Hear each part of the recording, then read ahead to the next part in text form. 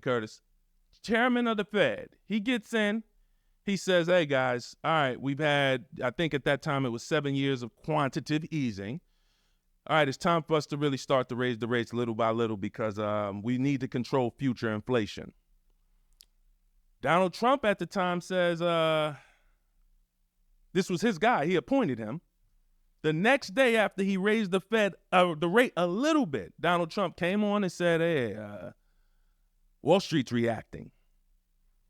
See, when you've had 7 years of free money and then you see it going away, people start dumping. Wall Street reacted. Dow Jones goes down. What? Why? Why? Free money run is starting to end, y'all. All right, things got to change. They should have let that keep happening. But what they did was they took Donald Trump's criticism and they said, all right, you got us. We're gonna roll the rates back. We'll keep the rates low. At that particular point, Wall Street and the Fed got in bed together. So now the Fed, who is the country's bank, remember what I told y'all 10 minutes ago. This is the country's bank, independently owned. Now they're in bed with Wall Street to the point where Wall Street can say, hey, keep the rates low because we make more money.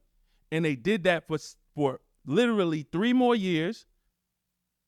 Got up and said, all right, it's time. Let's start raising the rates. Then a pandemic hits.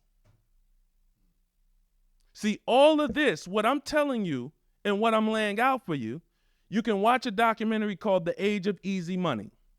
It'll go much more into this. You'll hear from the economists. You'll hear from the people who've warned the politicians what they should have been doing during the age of free money, the jobs they should have been creating. There's tons of reasons I have problems with these politicians. When rates were low, they were supposed to be building bridges, airports, rebuilding infrastructure, hiring millions of people while we had the cheap money.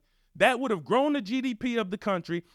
That would have created millions of jobs cheap. We could have rebuilt this country in a 7 to 10 year period with that cheap money. But they were so busy making deals with Wall Street and fighting with each other, nothing got done. Now the free money's gone. And who's left to pay it back? Us. Hello, Black America. Who's feeling the inflation? Us.